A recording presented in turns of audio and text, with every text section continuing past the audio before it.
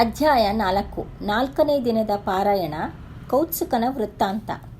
ಹುಲಿಮುಖದ ಗಂಧರ್ವನ ವೃತ್ತಾಂತವನ್ನು ದಿಲೀಪನಿಗೆ ವಿವರಿಸಿದ ನಂತರ ಮಾಘಮಾಸ ಮಹಿಮೆಯನ್ನು ಕುರಿತು ವಸಿಷ್ಠ ಮಹರ್ಷಿಗಳು ಪುನಃ ಹೀಗೆ ಹೇಳುತ್ತಾರೆ. ಪೂರ್ವಕಾಲದಲ್ಲಿ ಕುತ್ಸು ಎಂಬ ಹೆಸರಿನ ಬ್ರಾಹ್ಮಣನೊಬ್ಬನಿದ್ದನು.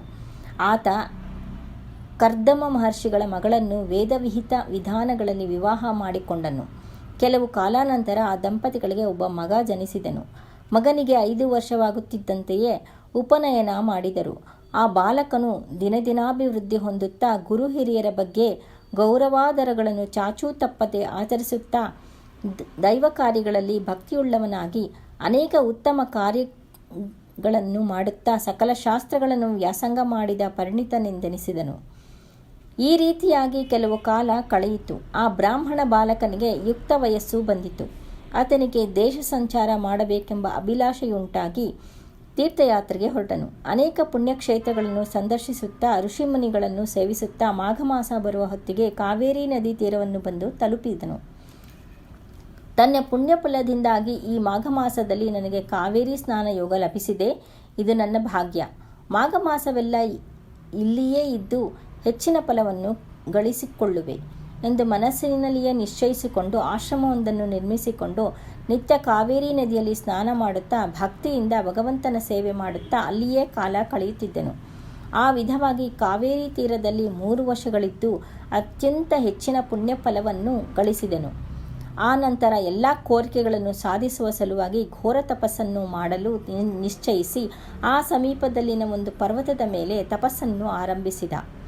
ಹಾಗೆ ಕೆಲವು ಕಾಲ ನಿಷ್ಠೆಯಿಂದ ನಿಶ್ಚಲ ಮನಸ್ಸಿನಿಂದ ತಪಸ್ಸು ಮಾಡಿದಾಗ ಆತನ ದೀಕ್ಷೆಗೆ ಶ್ರೀಮನ್ನಾರಾಯಣನು ಪ್ರತ್ಯಕ್ಷನಾದನು.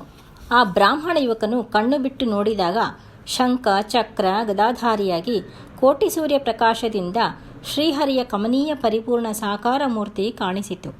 ಅಮಿತಾನಂದದಿಂದ ಸಾಷ್ಟಾಂಗ ನಮಸ್ಕಾರ ಮಾಡಿ ಕೈ ಜೋಡಿಸಿ ಅನೇಕ ರೀತಿಗಳಲ್ಲಿ ಸ್ತೋತ್ರ ಮಾಡಿದನು. ನಮಸ್ತೆ ಪುಂಡರೀಕಾಕ್ಷ, ನಮಸ್ತೆ ಪುರುಷೋತ್ತಮ, ನಮಸ್ತೆ ಸರ್ವಲೋಕಾತ್ಮನ್, ನಮಸ್ತೆ ತ್ರಿಗ್ಮಚಕ್ರಿಣಿ, ನಮೋ ಬ್ರಹ್ಮಣ್ಯ ದೇವಾಯ ಗೋಬ್ರಾಹ್ಮಣ ಹಿತಾಯ ಚ ಜಗದ್ದಿತಾಯ ಕೃಷ್ಣಾಯ ಗೋವಿಂದಾಯ ನಮೋ ನಮಃ. ಹಾಗೆ ಅನನ್ಯ ಭಕ್ತಿ ಪ್ರವೃತ್ತಿಗಳಿಂದ ಸ್ತೋತ್ರ ಮಾಡಿದ ಆ ಬ್ರಾಹ್ಮಣ ಯುವಕನ ಭಕ್ತಿ ಭಾವಕ್ಕೆ ಮೆಚ್ಚಿ ಶ್ರೀಹರಿಯು ಆತನನ್ನು ಆಶೀರ್ವದಿಸಿ ಹೀಗೆಂದನು. ಓ ಬ್ರಾಹ್ಮಣ ಪುತ್ರನೇ, ನೀನು ನಿನ್ನ ಭಕ್ತಿ ಪ್ರವೃತ್ತಿ ಪ್ರಭಾವದಿಂದಲೇ ನನ್ನನ್ನು ಒಲಿಸಿಕೊಂಡೆ. ಅದು ಹೇಗೆಂದರೆ, ನೀನು ತಪ್ಪದೇ ಸತತವಾಗಿ ವಿಧಿವತ್ತಾಗಿ ಮಾಘಮಾಸದಲ್ಲಿ ನದಿ ಸ್ನಾನವನ್ನು ಮಾಡಿ ತಪಶ್ಶಾಲಿಗಳು ಕೂಡ ಪಡೆದುಕೊಳ್ಳಲಾಗದ ಮಾಘಮಾಸ ಪುಣ್ಯಫಲವನ್ನು ನಿನ್ನದಾಗಿಸಿಕೊಂಡೆ. ಆದ್ದರಿಂದಲೇ ನನಗೆ ನಿನ್ನ ಮೇಲೆ ಗಾಢ ಅನುರಾಗ ಉಂಟಾಯಿತು. ವತ್ಸ, ನಿನಗೇನು ಬೇಕೋ ಕೋರಿಕೋ, ನಿನ್ನ ಅಭಿಲಾಷೆಯನ್ನು ನೆರವೇರಿಸುತ್ತೇನೆ. ಶ್ರೀಹರಿಯ ಮಾತುಗಳನ್ನು ಕೇಳಿದ ಬ್ರಾಹ್ಮಣನು ಪರವಶದಿಂದ ಉದ್ಘರಿಸಿದ. ಹೇ ಪ್ರಭೋ, ಜಗದ್ರಕ್ಷಕ, ಸರ್ವಾಂತರ್ಯಾಮಿ, ಆಪದ್ಬಾಂಧವ, ಅನಾಥರಕ್ಷಕ, ಲಕ್ಷ್ಮೀವಲ್ಲಭ, ನಾರಾಯಣ, ಅಚ್ಯುತ, ನಿನ್ನ ದಿವ್ಯ ದರ್ಶನದಿಂದ ನನ್ನ ಜನ್ಮ ಸಾರ್ಥಕವಾಯಿತು.